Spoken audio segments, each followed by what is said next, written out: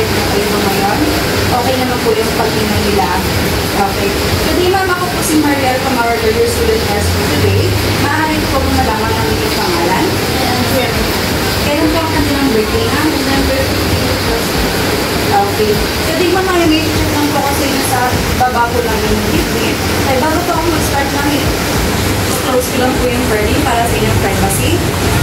And then, before po mag-hand cleansing muna ako. Ito. And then, disinfect lang natin sa stethoscope from the bell.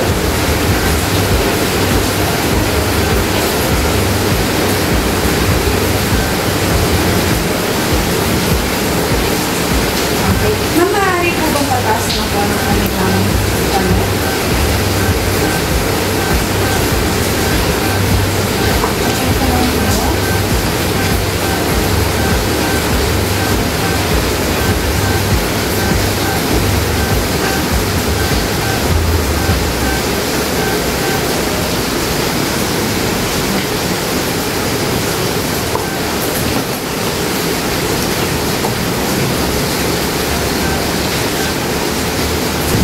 Sa findings naman po na nakuha ko is overall normal naman po. Wala naman kung any signs of abnormalities.